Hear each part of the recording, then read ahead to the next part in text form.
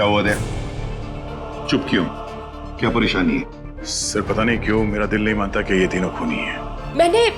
मैंने इतने साल उनके साथ काम किया है और कितना कुछ सीखा है उनके पास से, लेकिन इस केस की फोरेंसिक जांच उन्होंने ठीक से नहीं की। 10 सितंबर को कमरा नंबर 111 में कौन ठहरा हुआ था? वो हमारे असिस्टेंट मैनेजर अंगद को दिया गया है। अरे ये तो वही है, विजय सर को बुलाता हूँ।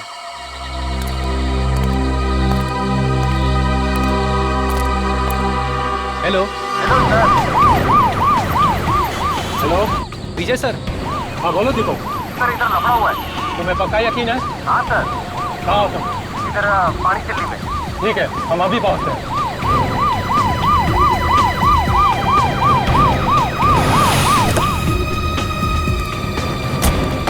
सर कहाँ है गाड़ी? सर जाओ पकड़ो उसे। इंस्पेक्टर मुझे क्या हो रहा है यहाँ पे? आप प्लीज यहाँ से चले जाइए। नहीं मैं नहीं जा सकता, मुझे उससे काम है।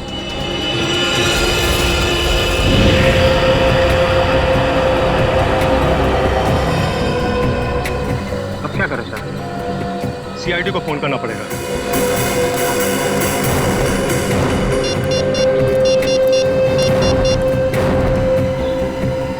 हेलो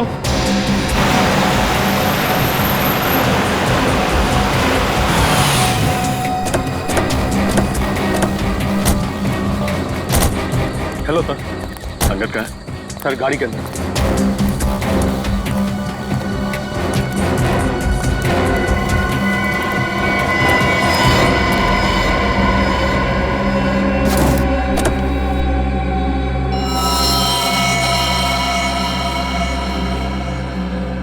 एक ही बार में गले की नस काटती है।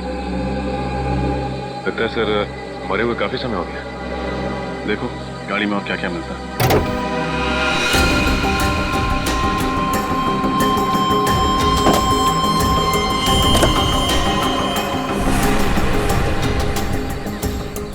सर यहाँ ये और गाड़ी की पिछली सीट पे खून के धब्बे।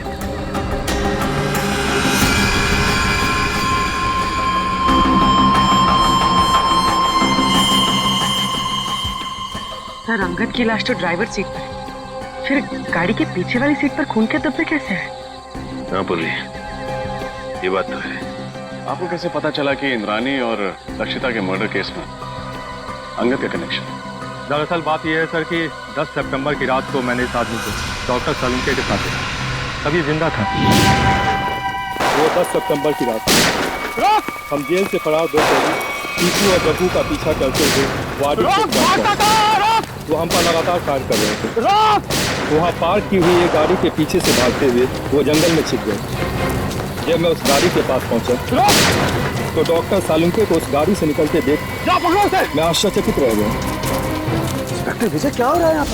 सर हम कुछ क्रिमिनल्स का पीछा कर रहे हैं, आपकी जान को भी खतरा हो सकता है। आप प्लीज यहाँ से चले जाइए। नहीं मैं नहीं जा सकता, मुझे उससे काम है। सर मैंने कहा ना, आपकी जान को भी खतरा हो सकता है। प्लीज आप चले जाइए और उन्हें भी अपने साथ ले जाइए।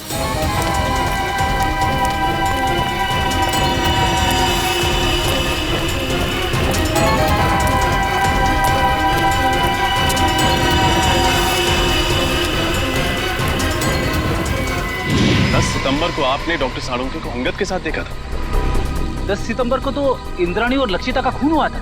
सर हमने उनसे कहा था कि वो दोनों वहां से चले जाएं। वहां गोलियां चल रही थी, उनकी जान को खतरा था, लेकिन डॉक्टर सलूके जिद करने लगे कि उन्हें इस आदमी से कुछ जरूरी बात करनी है। एक बात समझ में नहीं आई, लक्षिता और इंद्राणी के मर्डर से पहले सालुंके साहब अंगद को कैसे जानते थे? और आखिर ऐसी क्या बात थी कि वो उस रात अंगद से मिलने गए? ये सवाल तो डॉक्टर सालुंके से एसीपी सर ही पूछ सकता है। ये रही डॉक्टर सालुंके की तैयार की गई फॉरेंसिक रिपोर्ट जो उन्होंने सितंबर 11 को तैयार की थी, और इस फोल्डर में दोबारा की तैयार की गई पोस्टमार्टम रिपोर्ट है जो तारिका और मैंने मिलकर तैयार की। और क्या अंतर है दोनों में?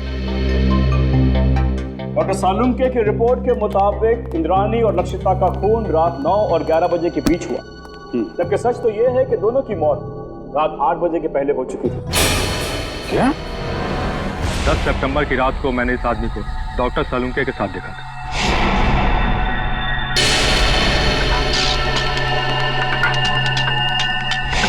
लेकिन लेकिन डॉक्टर साहब ऐसी गलती कैसे कर सकते हैं? मुझे भी हैरानी हो रही है अभिजीत। और तो और लाश के ऊपर जो बुलेट वुंड थे उसकी साइज भी उन्होंने गलत लिखी थी। असली घाव तो इससे काफी छोटे थे। नहीं, सालून के साहब ऐसी गलती कर ही नहीं सकते। कहीं ऐसा तो नहीं कि आप लोगों के हाथों से कोई गलती हुई हो? इसकी कोई गुंजाइश नहीं, हमने रीचेक किया था। एक बार पोस्टमार्टम हो चुका है, क्या दूसरी बार किया हुआ पोस्टमार्टम रिपोर्ट सही होता है? You are right officer. 24 घंटों के अंदर अंदर की गई पोस्टमार्टम रिपोर्ट सबसे एक्यूरेट होती है, क्योंकि उसके बाद बॉडी के ऑर्गन सड़ना शुरू हो जाते हैं। इसीलिए प्रिजर्व की गई लाशों पर ब्लड कल्चर्स और टॉक्सिकोलॉजी रिपोर्ट करना बहुत मुश्किल होता है। पर तो लक्षिता और इंद्राणी को मरे हुए तो 5 दिन हो गए। You are right officer. Doctor Tarika ने घाव के वीडियोज और फोटोज तब लिए थे जब घाव ताजे थे। इससे दोबारा ऑटोप्सी करने में हमें बहुत हेल्प मिली। डॉक्टर तारिका, आपने ये तो मैंने इसलिए किया अभिजीत, मुझे डॉक्टर तालुके पर शक हो रहा था, वो पोस्टमार्टम ठीक से नहीं कर रहे। सॉरी। नहीं, तुम्हें परेशान होने की जरूरत नहीं है तारिका। तुम सिर्फ अपनी ड्यूटी कर रही थी, डॉक्टर साळुंखे के साथ गद्दारी नहीं। और क्या जो डॉक्टर साळुंखे ने अपनी रिपोर्ट में नहीं लिखा है या गलत लिखा है डॉक्टर समीर? एक बहुत जरूरी बात, आइए मेरे साथ। डॉक्टर साळुंखे की रिपोर्ट के मुताबिक लक्षिता पर करीब 10 फीट की दूरी से गोली चलाई गई थी और इंद्राणी पर करीब 8 फीट की दूरी से। हाँ सर, जहाँ से खूनियों ने गोली चलाई थी वहाँ से 8 से 10 फीट का डिफरेंस था। लेकिन घाव के टिश्यू कल्चर से हमें ये पता चला है कि खूनी ने लगभग 20 से 25 फीट की दूरी से गोली चलाई थी और खून पिस्टल से नहीं बल्कि स्नाइपर राइफल से हुआ था। स्नाइपर राइफल से? सर, कोई घर में स्नाइपर राइफल यूज क्यों करेगा? और वैसे भी विशाल, शौनक और राहुल ने कहा था कि उन्होंने पिस्टल इस्तेमाल की थी और सर्चिंग के टाइम हमें कोई राइफल मिली भी नहीं थी। और डॉक्टर तारिका, फार्म हाउस से हमें ये 9mm बुलेट्स मिले, किसी राइफल के बुलेट्स नहीं। यही बात तो हम साबित करना चाहते हैं रजत, कि खूनी ने पिस्टल से नहीं बल्कि राइफल की हाई स्पीड बुलेट से खून किया था। और जब वो गोलियां लक्षिता और इंद्राणी के शरीर से बाहर निकल गई तब खूनियों ने वो गोली कहीं छिपा दी हुई। ये बात मैं आप सबको डेमोन्स्ट्रेट करके एक्सप्लेन कर सकता हूँ। ये स्कल ए है, इस पर हमने ठीक उसी साइज का छेद किया है जो लक्षिता के सर पे, और स्कल बी और स्कल सी बिल्कुल सही सलामत है। मैं अभी आप लोगों के सामने स्कल बी पर .22 पिस्टल से 10 फीट की दूरी से फायर करूंगा और स्कल सी पर स्नाइपर राइफल से तकरीबन 20 फीट की दूरी से फायर करूंगा। तो जाहिर सी बात है कि दोनों बुलेट से अलग अलग किस्म के घाव होंगे। तो जो घाव लक्षिता के सर के घाव से यानी स्कल ए के घाव से मैच करेगा वो घाव मर्डर वेपन से किया गया होगा। राइट। गुड।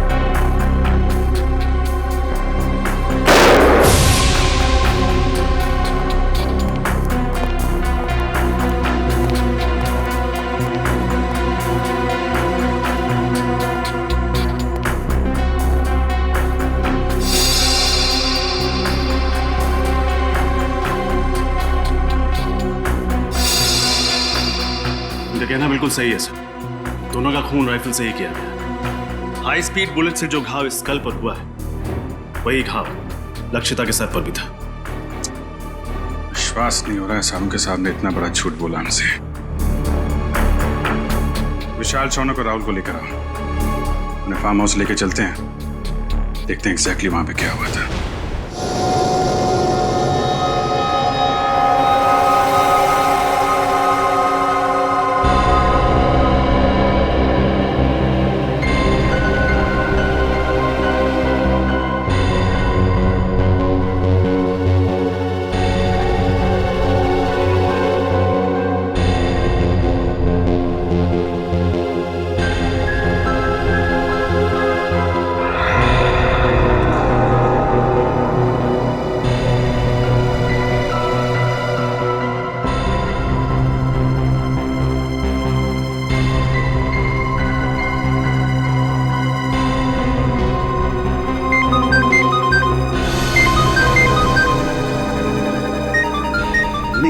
मेरा फोन है, मुझे लेने दो। डॉक्टर सालुंके, आप शांत हो जाइए। अगर आप इतना चिल्लाएंगे तो आपका बीपी हाई हो जाएगा। Private number? हेलो जी, 1 मिनट, आपके लिए फोन। Thank you. हेलो, कहाँ हो तुम? मैं दोपहर से तुम्हारा इंतजार कर रहा हूँ, फोन क्यों नहीं किया? देखो, हाँ मुझे याद है सब कुछ, दोहराने की जरूरत नहीं है। आ रहा हूं मैं वहां पर। क्या तुम्हारा दिमाग खराब हो गया? देखो, जो कुछ करना है मेरे साथ करना, उसे कुछ भी नहीं होना चाहिए। हाँ ठीक है, आ रहा हूं मैं।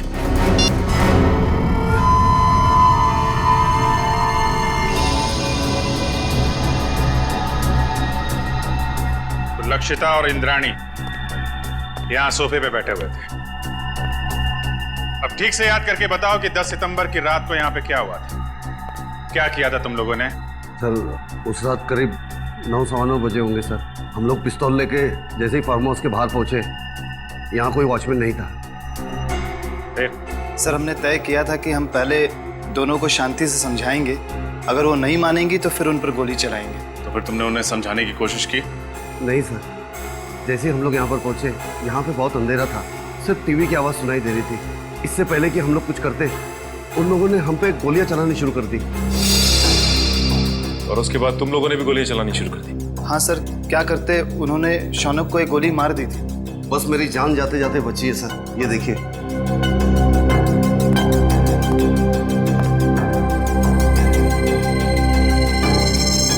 जब तुम्हें ये गोली लगी तो तुम कहाँ खड़े थे? यहाँ सर, मैं यहाँ खड़ा था सर। जैसे ही मुझे गोली लगी, मैं वहां पर उस दीवार पर जाकर टकराया और मेरा सर वहां पर लग गया।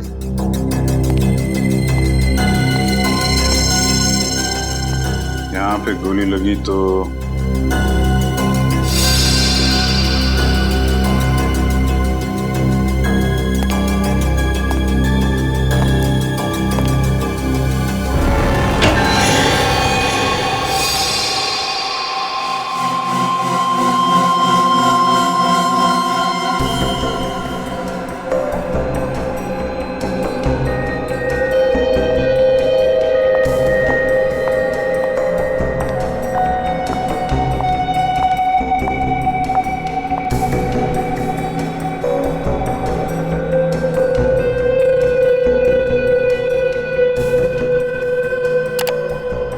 तारीका, गाड़ी की बैक सीट पर जो खून के धब्बे मिले हैं उनकी जांच हो गई है। 2 अलग अलग लोगों का खून है और दोनों में औरत का डीएनए मिला है।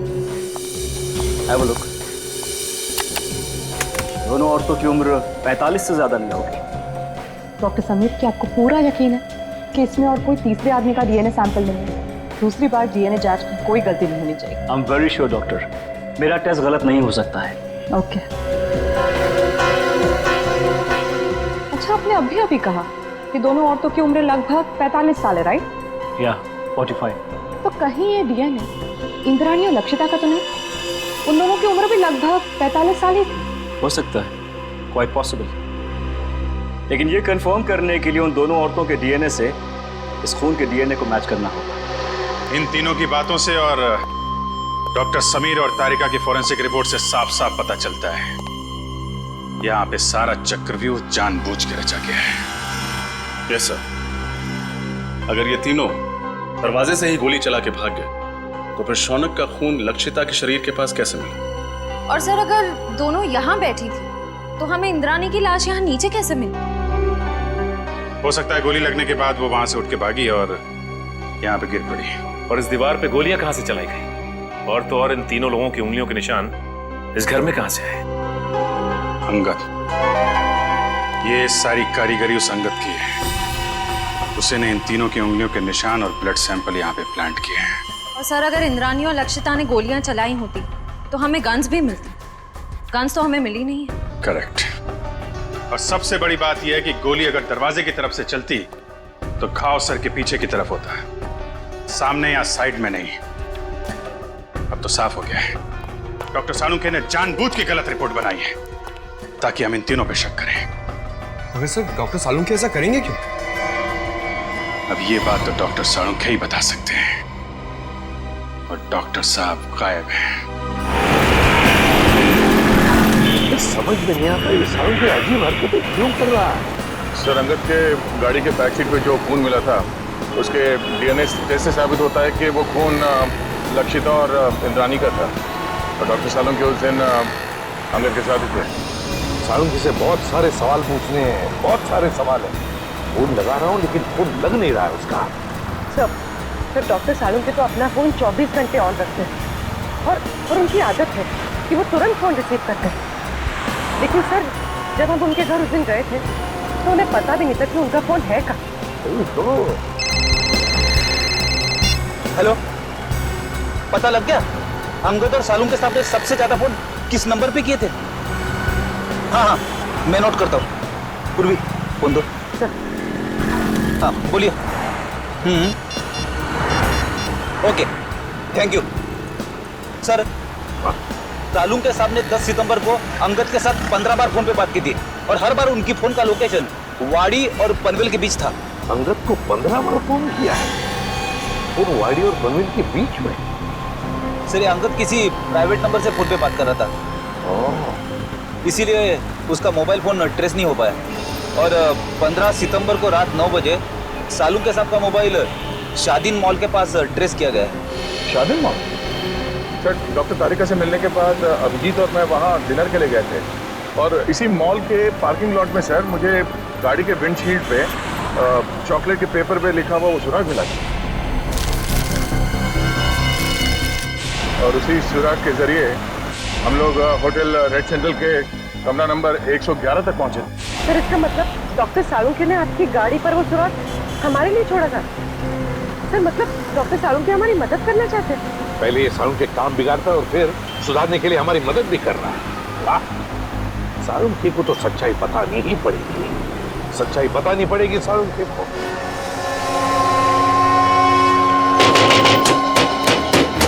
सालुंखे! सालुंखे! डॉक्टर साहब! सालुंखे साहब! सर, दरवाजा तोड़ दूं? तोड़ दो। डॉक्टर साहब! सालुंखे! सालुंखे! देखो उसे, देखो।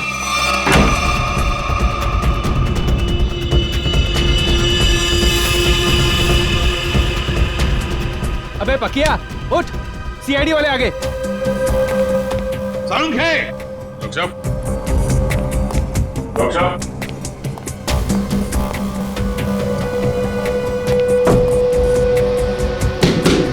सालुंखे साहब!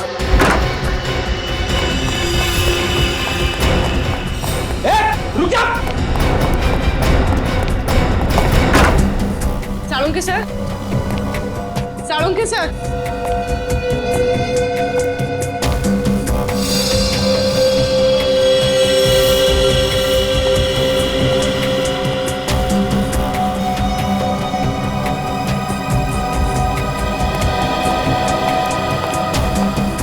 सालुंखे गायब है ना?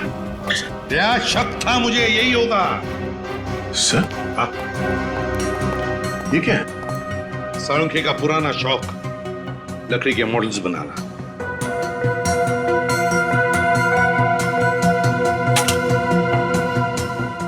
डॉक्टर साहब का मोबाइल सर। मोबाइल छोड़कर गया वो?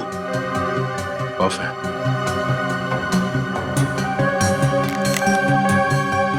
सर, इसमें ना तो बैटरी है ना सिम कार्ड। बैटरी भी नहीं, सिम कार्ड भी नहीं। सर सालुंखे सर तो कहीं नहीं, मगर अंदर के कमरे में काफी सारे मॉनिटर्स का सेटअप लगा है। CCTV monitor. CCTV monitors?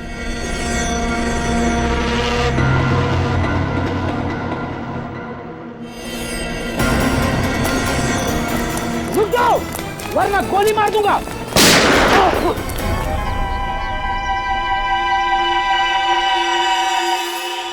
बच गया,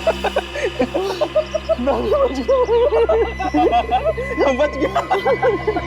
लेकिन अब नहीं बचोगे बच्चू।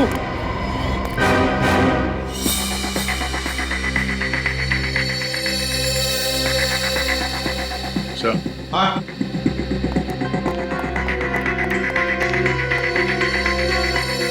ये देखिए सर, खुफिया कैमरा। लगता है कोई डॉक्टर सालुंके के ऊपर नजर रखे हुए था। सर, और ये मोनिका भी कहीं दिखाई नहीं दे रही। सर, मुझे लगता है सालुंके सर को ये कहीं लेकर गई होगी सर। कहाँ? ये दोनों बताएंगे सर। हमें कुछ नहीं मालूम साहब। क्या जानते हो डॉक्टर? साहब कुछ नहीं जानते सर। कुछ नहीं जानते? कुछ नहीं जानते साहब, हम तो सिर्फ घर की देखभाल करते हैं साहब। डॉक्टर सालुंके और मैडम मोनिका के जाने के बाद घर में कोई ना देख पाए सर। डॉक्टर सालुंके कहाँ है? हमें कुछ नहीं मालूम सर। तो छोटे मोटे टपोरी है सर। हमें कहा गया था इस घर पे नजर रख के, और जब भी कोई इधर ताक झाक करे तो हमें खबर कर दे। तुमने अभी तक ये नहीं बताया कि डॉक्टर सालुंके और मोनिका कहाँ है? बताओ। कैसे बताए सर? हमें खुद को नहीं पता। हमें तो इतना पता है कि जब तक राहुल, शौनम और विशाल को अदालत सजा नहीं दे देती, तब तक डॉक्टर सालुंके को अपने कब्जे में रखने का है। सर, हमने आपको सब कुछ बता दिया है सर। अपना जुर्म भी कबूल कर लिया है सर। और सर ये भी बता दिया है कि हमने लक्षिता और इंद्राणी का खून कैसे किया, फिर हमें यहाँ क्यों बिठा के रखा है। ये बताने के लिए कि इंद्राणी और लक्षिता का खून तुम लोगों ने नहीं किया। क्या? पर सर, हमने तो सर अपने हाथों से लक्षिता और इंद्राणिया पे गोली चलाई थी सर। हाँ, लेकिन वो दोनों पहले से ही मर चुकी थी। क्या? वो दोनों मर चुके थे? हाँ, मैं समझाता हूं। तुम तीनों ने गोलियां जरूर चलाई थी इंद्राणी और लक्षिता पर उनकी मौत जिन गोलियों से हुई, वो गोलियां तुम लोगों ने नहीं चलाई। तो फिर वो गोलियां किसने चलाई? उस खूनी ने चलाई थी गोलियां जो तुम्हें इन दोनों के खून में फंसाना चाहता था। सर, अगर हमने खून नहीं किया तो फिर हम जा सकते हैं सर? नहीं, तुम लोगों ने खून नहीं किया, पर खून करने की कोशिश जरूर की है, और इसकी सजा तुम्हें जरूर मिलेगी। देखो, अगर तुम तीनों लंबी सजा से बचना चाहते हो तो तुम तीनों को हमारी मदद करनी होगी, ताकि असली गुनहगार पकड़ा जा सके। करेंगे सर, आप जो कहेंगे करेंगे। हम लोग तीनों आपकी पूरी मदद करेंगे सर। और एक बात बताओ, क्या तुम लोगों का ऐसा कोई दुश्मन है जिसे फायदा होगा तुम तीनों को फांसी पे चढ़ाकर? सर दुश्मन तो वैसे कई है। हम लोग जिस धंधे में काम करते हैं वहां पर सर दोस्त कम दुश्मन ज्यादा होते हैं। किस किस का नाम ले सर? सर, इन तीनों को फंसाने के लिए खूनी को पहले से मालूम होना चाहिए था कि उस रात ये लोग लक्षिता और इंद्राणी का खून करने जाने वाले हैं। ये बात तो है दया, कोई तो जरूर जानता होगा। एक बात बताओ, कौन जानता था तुम्हारे इस प्लान के बारे में कि तुम उस फार्म हाउस पर जाने वाले हो? नहीं सर, ये बात तो हमने राजी रखी थी। वैसे ये प्लान तुम लोगों ने बनाया कहां पर? हा? सर, होटल रेड सेंट्रल में। अंगद के कमरे में? कमरा नंबर 111 में? नहीं, रूम नंबर 111 में नहीं सर, 308 सर। हाँ सर। और रूम नंबर 308? तो क्या कोई अजनबी आया था तुम्हारे कमरे में 308 में जब तुम लोग बातचीत कर रहे थे? हा? विशाल, तुझे याद है जब हम लोग उस कमरे में बात कर रहे थे तो वहाँ एक वेटर आया था इंटरकॉम का फोन रिपेयर करने के लिए, और उसने गलती से टेबल पे रखा हुआ खाना गिरा दिया। अरे गलती से नहीं भाई, जानबूझकर गिराया था उसने खाना। और वो उस कमरे के अंदर कपड़ा ढूंढ रहा था खाना पूछने के लिए, ताकि वो टाइम पास कर सके और हमारी बातचीत सुन सके। लेकिन सर, हमने उसके सामने तो कोई ऐसी बातचीत की ही नहीं थी। सचिन, ले जाओ इन तीनों को। चलो। आप रेडी? क्या पता चल? सर, हमने पूरा फुटेज चेक कर लिया सर। सालुंके साहब के घर पे मोनिका और तारिका के अलावा बाहर का कोई आदमी आया नहीं था। और सर, सालुंके साहब और तारिका के बीच में कुछ बातचीत हुई है। क्या बातचीत हुई है? अब साउंड नहीं है, इसके लिए समझ में नहीं आ रहा। सर, किसी लिप रीडिंग एक्सपर्ट को बुला लेते हैं, शायद कुछ पता चल जाए कि इन दोनों के बीच क्या बातचीत हुई थी। बुला लो किसी लिप रीडिंग एक्सपर्ट को, पता तो चले क्या बात हो रही थी। होटल रेड सेंट्रल, कमरा नंबर 308, वेटर।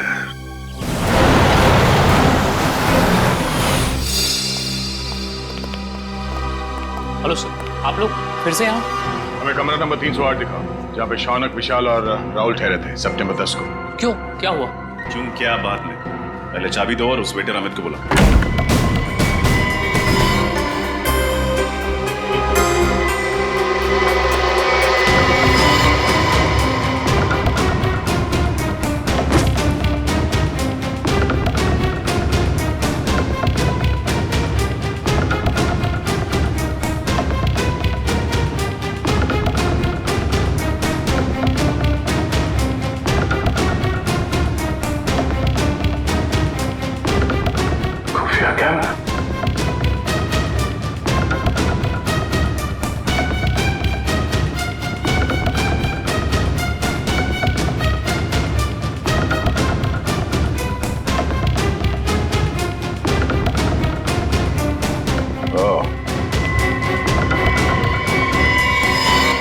ये देखो खुफिया कैमरा और ये बग। इन चीजों के जरिए खूनी शौनक और उसके साथियों का प्लान सुन रहा था। सर अमित आ गया। आइए अमित जी आइए। हाँ बैठ बैठ इधर। तूने लगा था ना ये कैमरा और ये बग इस कमरे में, हाँ, ताकि तुम विशाल, शौनक और राहुल की बातें सुन सको। क्यों? नहीं सर, मैंने कोई बग नहीं लगाया सर, मैंने कोई बग नहीं लगाया सर। देख सच बोल, वो बग हमें मिल चुका है, समझा? बात यहीं पे बताएगा या कहीं और ले चले तुझे? हाँ सर, हाँ मैं नहीं लगाया था बग सर, मगर मैंने ये अंकल साहब के कहने पे ही किया था साहब, और उन्होंने मुझे 50,000 के बदले में 2 काम करने को कहा था साहब। कौन से 2 काम? सर एक काम तो किसी बहाने इसी कमरे में बग और कैमरा लगाने को कहा था साहब। और दूसरा काम? दूसरा काम लक्षिता और इंद्राणी मैडम को इस होटल के बाहर किसी इलाके में छोड़ने को कहा था साहब। कब की बात है ये 10 सितंबर शाम को 6:45 बजे के आसपास का टाइम था सर। 10 सितंबर। चल अभी वो जगह दिखा जहाँ पे तुमने लक्षिता और इंद्राणी को छोड़ा था। चल चल।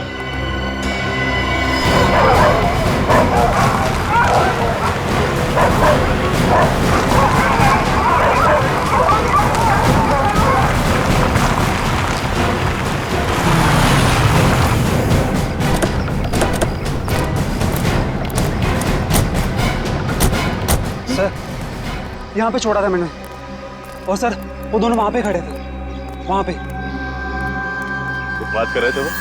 हाँ सर, बहुत ही गुस्से में बात कर रहे थे सर। कह रहे थे कि वो हमें धमकाने की कोशिश कर सकता है, अगर उसने दगाबाजी करने की कोशिश की तो हम भी उसे छोड़ेंगे नहीं।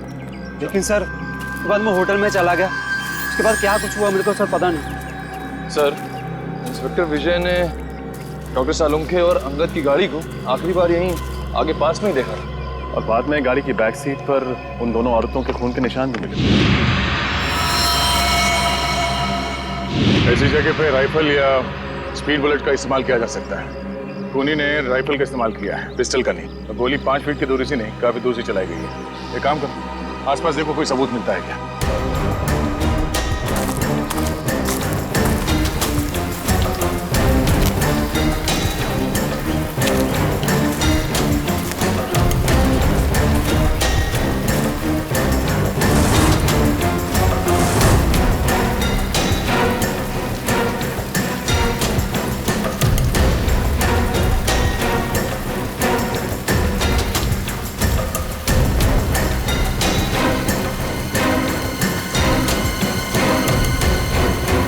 तो गोली और तो खून भी लगा हुआ है। 2 गोली एक ही जगह पे कैसे? मतलब जो भी हुआ यहीं आसपास कहीं हुआ है। सर हाँ निकल। सर इस झाड़ी में ये सैंडल मिला है, इस पे खून लगा हुआ है, लेकिन सर खून सूखा हुआ है सर। खून लगा? हाँ सर।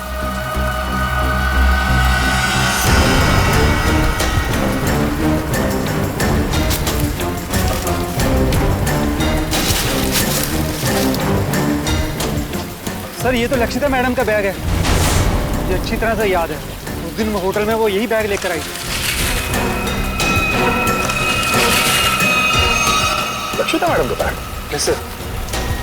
तो खून लगा हुआ है, इस बैग पे जो उंगलियों के निशान है जरूर उस खूनी के होंगे, और वो खूनी भी ज्यादा दूर नहीं गया होगा।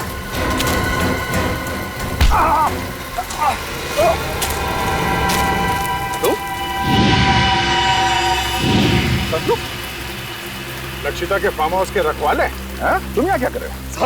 साहब मुझे माफ कर दो साहब, मैंने कोई खून नहीं किया साहब, मुझे तो आपके ऊपर नजर रखने के लिए कहा गया था साहब। सच बता, तूने झूठी गवाही क्यों दी? हमें पता चल चुका है कि तूने फार्म हाउस में कोई खून होते हुए देखा ही नहीं है, क्योंकि तुम्हारी लक्षिता मैडम और इंद्राणी मैडम, उन दोनों की मौत 7:30 बजे हुई और यहाँ पे। साहब मुझे छोड़ दो साहब, मुझे अंकल साहब ने बोला था ऐसा करने के लिए साहब। अंगद मर चुका है। मुझे कोई दूसरा आदमी फोन करके काम करने के लिए कहता था साहब। कौन है वो आदमी? मुझे नहीं पता साहब, कौन है वो आदमी? वो कभी सामने नहीं आया साहब, वो हमेशा मुझे फोन पे बोलता था सर। मगर अब उससे सामने आना ही होगा। चल चल। मिस्टर मयंक, इस सीसीटीवी फुटेज को गौर से देखिए और हमें बताइए कि ये लोग क्या बोल रहे हैं। इसमें कोई साउंड सुनाई नहीं दे रहा। यही तो मेरा काम है ऑफिसर। मैं उनकी होठों की मूवमेंट से पता लगाऊंगा कि वो क्या बोल रहे थे।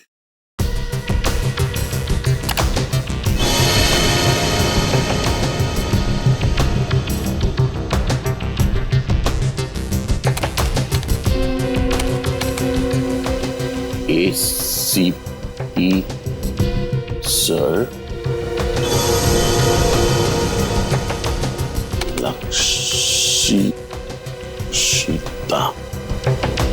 लक्षिता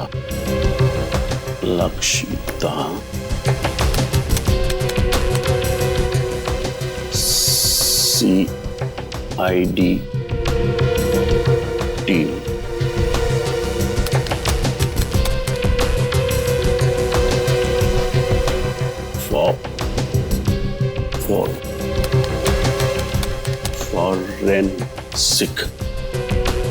फॉरेंसिक।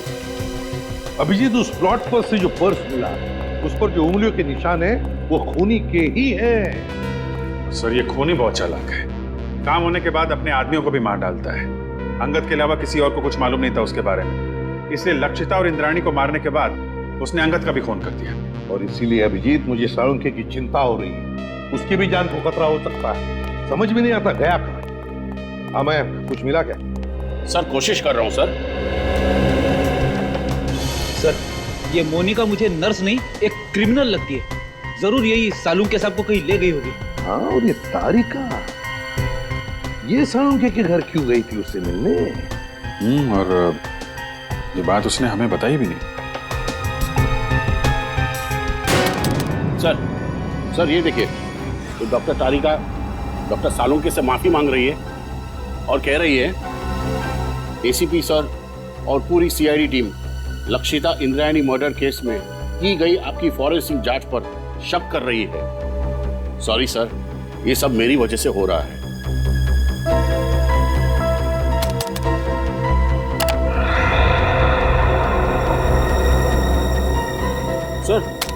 सर ये भी देखिए, डॉक्टर साळुंखे किसी के साथ फोन पर गुस्से में बात कर रहे हैं और कह रहे हैं जो करना है मेरे साथ करो, उस लड़की को कुछ नहीं होना चाहिए, मैं आ रहा हूं। उस लड़की को जाने दो। है कौन ये लड़की अभिजीत, जिसे साळुंखे बचाने की कोशिश कर रहा और फिर खुद गायब हो गया? कहां गायब हो गया ये साळुंखे? ये सारा चक्कर क्या है?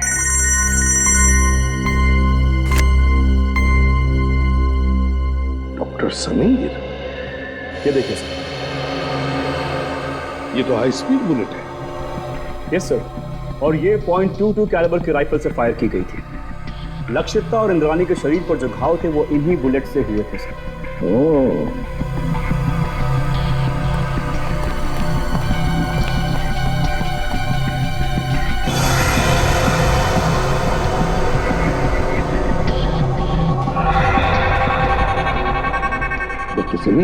यस सर, ये अंगूठे का निशान है ना? Yes sir. ये ऐसे धुंधले क्यों है ये निशान? ये ठीक से मिले नहीं? नो सर, ये धुंधला नहीं, ये निशान ऐसे ही है। ये देखिए सर, खून से सनी हुई बाकी उंगलियों के निशान हैं इस बैट पर, लेकिन अंगूठे का निशान नहीं है सर।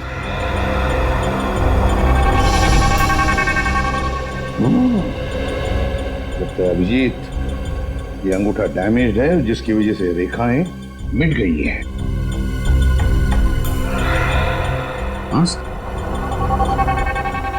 सर लगता है ऐसा हाथ मैंने कहीं देखा है। बिल्कुल सही अभिजीत, मैंने भी ऐसे अंगूठे वाले आदमी को देखा है। लेकिन अभिजीत, हम ऐसे अंगूठे वाले खूनी को तब तक नहीं पकड़ सकते जब तक हमें यह पता नहीं कि उसने साळुंखे को छुपा के रखा कहाँ है, और फिर साळुंखे किस लड़की को बचाने की कोशिश कर रहा है समझ में नहीं आ रहा है, और फिर क्यों। तो अब क्या करें सर? कुछ तो जरूर करेंगे, कुछ तो जरूर करेंगे। साळुंखे को तो ढूंढना ही है। जरा सोचो, साळुंखे ने फोरेंसिक का रिपोर्ट गलत बनाया था ताकि हम उस पर शक करें। और फिर उन्होंने दया के लिए होटल रेड सेंट्रल का सुराग छोड़ा, उसकी गाड़ी के वाइपर पे। उन्हें पता था कि हम उनके घर पे पूछताछ करने जरूर जाएंगे और हमें पता चल जाएगा कि उनके घर पे सीसीटीवी कैमरे लगाए गए हैं। सर, डॉक्टर साळुंखे ने हर कदम पे बहुत होशियारी से हमारे लिए सुराग छोड़े हैं, तो अपने घर पे कोई ना कोई सुराग छोड़े बगैर तो जा नहीं सकते सर। लेकिन सर, हमें उनके घर पर ऐसा कुछ भी नहीं मिला था। है सुराग है। कौन सा सुराग सर? घर रेडी, घर, एक लकड़ी का छोटा सा घर। सीसीटीवी फुटेज में हमने देखा है कि साळुंखे घर से बाहर जाने से पहले एक छोटा सा घर बना रहा था। वो घर तो डॉक्टर तारिका के घर जैसा है सर। हाँ, तारिका कहाँ है? डॉक्टर समीर, तारिका कहाँ है? सर, अंदर की कार सीट पर जो खून के धब्बों के निशान मिले थे, उनकी जांच करने के बाद वो कहीं चली गई है। उसका फोन भी नहीं लग रहा। मतलब डॉक्टर साळुंखे फोन पे जिस लड़की को बचाने की बात कर रहे थे वो डॉक्टर तारिका है। हाँ अभिजीत, साळुंखे तारिका के घर ही गया है। इसका मतलब है साळुंखे और तारिका की जान खतरे में है।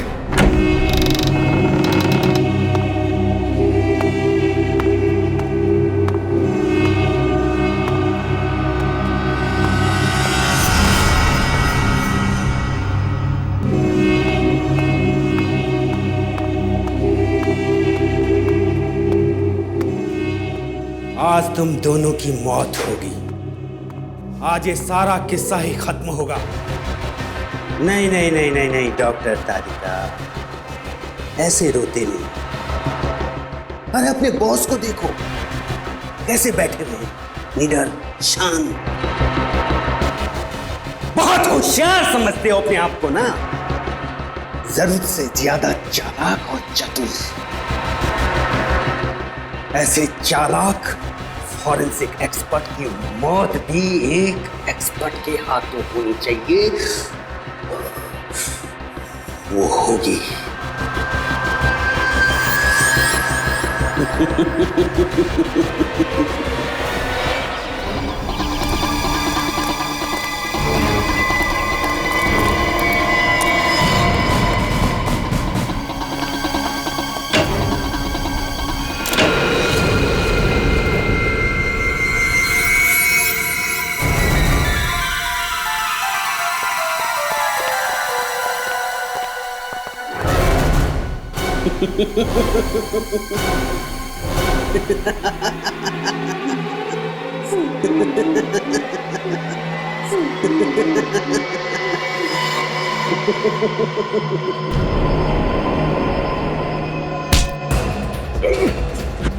इंजेक्शन मुझे दे दो तुषार, और किसी नहीं। सीआईडी मुझे जिंदा कभी नहीं पकड़ सकती है। मैं ये इंजेक्शन खुद इंजेक्ट करूंगा। नहीं नहीं।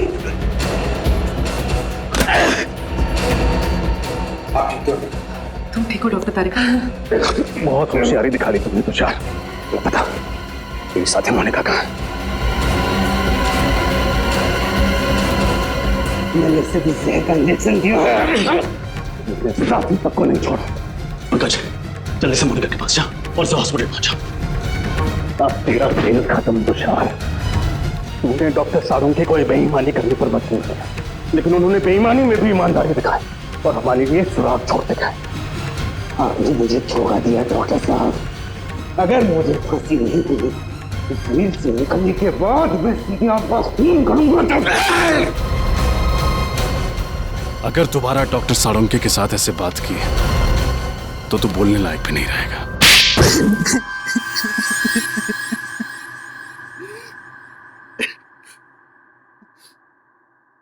कितनी मेहनत से मैंने ये पूरा प्लान तैयार किया था। एक तीर में 5 शिकार। लक्षिता, इंद्राणी, राहुल, विशाल, शौनक, सबको एक साथ अपने रास्ते से हटाने का प्लान बनाया था मैंने। इंद्राणी और लक्षिता को तुमने क्यों मारा? क्योंकि मैं इनकी पूरी जमीन हड़पना चाहता था, इसलिए मेरे लिए इनका मरना बहुत जरूरी था। मैंने इन्हें इस तरीके से मारा कि इनके खून के इल्जाम में ये तीनों फंस जाएं और इन्हें फांसी की सजा हो जाए, क्योंकि इन तीनों ने लक्षिता और इंद्राणी को जान से मारने की धमकी दी थी। इसलिए सबको यही लगता कि खून इन तीनों ने की है। लेकिन इस सब में डॉक्टर सालुंके को क्यों फंसाया तुमने? क्योंकि सीआईडी डॉक्टर सालुंके पर बहुत भरोसा करती है। उनकी फॉरेंसिक रिपोर्ट के आधार पर केस की तहकीकात आगे बढ़ाती है। यहाँ तक कि अदालत में फॉरेंसिक रिपोर्ट को बहुत महत्व दिया जाता है। इसलिए मैंने डॉक्टर सालुंके को गलत फॉरेंसिक रिपोर्ट बनाने के लिए मजबूर किया। तुम्हारा दिमाग खराब है? तुमने पूरी की पूरी सीआईडी टीम के पीछे अपने स्नाइपर लगा रखे? वो भी बहुत अच्छे स्नाइपर। इनका निशाना कभी चूकता नहीं है डॉक्टर साहब। इसलिए मेरे कहे अनुसार अगर आपने इस मर्डर केस में इस फॉरेंसिक रिपोर्ट में बदलाव नहीं किया ना तो क्या? तो मैं आपकी पूरी सीआईडी टीम को एक साथ एक समय मरवा डालूंगा। मेरी मदद करेंगे ना? देखो तुम, आप मेरी मदद करेंगे। अगर आपने एक भी सीआईडी ऑफिसर को इन्फॉर्म करने की कोशिश की ना तो मैं पूरी की पूरी सीआईडी टीम को खत्म कर दूंगा। जरा सोचिए डॉक्टर साहब, 16 साल पुराने आपके दोस्त और सीआईडी टीम, इन सबकी मौत के जिम्मेदार आप होंगे। आप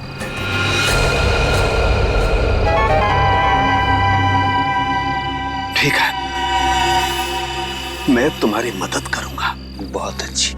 और हाँ, कोई होशियारी नहीं। हमारी हर चीज अभी रिकॉर्ड करेगा। तुमने डॉक्टर सालुंके पर दबाव डालने के लिए हमारी जान लेने की धमकी दी। एक इंसान के पीछे एक हैवान छुपा हुआ है। अब बताओ, 10 सितंबर की रात को पनवेल के फार्म हाउस में क्या हुआ था? मुझे पता था अंधेरे में गोलियां चलाने के बाद राहुल, शौनक और विशाल को यही लगेगा कि उन्होंने लक्षिता और इंद्राणी को मार डाला है। जब वो वहां से भाग रहे थे तब मैंने वॉचमैन संतरू का इस्तेमाल किया। मुझे एक चश्मदीद गवाह की जरूरत थी जिसके बयान पर सीआईडी भी भरोसा करती और जो बाद में अदालत में भी तीनों के खिलाफ गवाही देता। प्लान तो तुमने बहुत मेहनत से बनाया था, लेकिन डॉक्टर सालुंके की होशियारी और हमारी टीम की सूझबूझ और एकता के कारण तुम्हारा प्लान कामयाब नहीं हुआ। अब तुम्हारे खिलाफ ऐसा केस तैयार करेंगे कि इस डबल मर्डर के लिए तुम्हें फांसी ही होगी। सालुंके, यार हमने तुम पर शक किया, मगर तुमने अपना सब कुछ दांव पर लगा दिया हमें बचाने के लिए। सॉरी यार। अरे सॉरी? हाँ सॉरी। कम ऑन यार। अरे मेरा फर्ज था ये सब कुछ करना। पिछले 16 साल से हम लोग एक परिवार की तरह से काम कर रहे हैं। सीआईडी मेरा अपना परिवार है यार। हाँ मैं मानता हूं, एक पल के लिए मुझे कश्मकश थी कि मैं सीआईडी को भी बचाऊं और अपने प्रोफेशन के साथ गद्दारी भी नहीं करूं। ये प्रॉब्लम थी मेरे सामने। लेकिन यार Pradyuman, please don't say sorry यार, प्लीज। चलो ठीक है, जो हुआ सो हुआ, है ना, भूल जा यार। लेकिन सबसे खुशी की बात क्या है मालूम? जो तू सही सलामत वापस आया वन पीस में। आना ही था मुझे वापस। मुझे पूरा भरोसा था तुम लोगों पर। मुझे मालूम था तुम लोग मुझे कभी कुछ नहीं होने दोगे। तू रोता क्यों है? रो नहीं रहा हूं मैं यार, रो नहीं रहा हूं मैं यार। तुम नहीं सुधरोगे यार।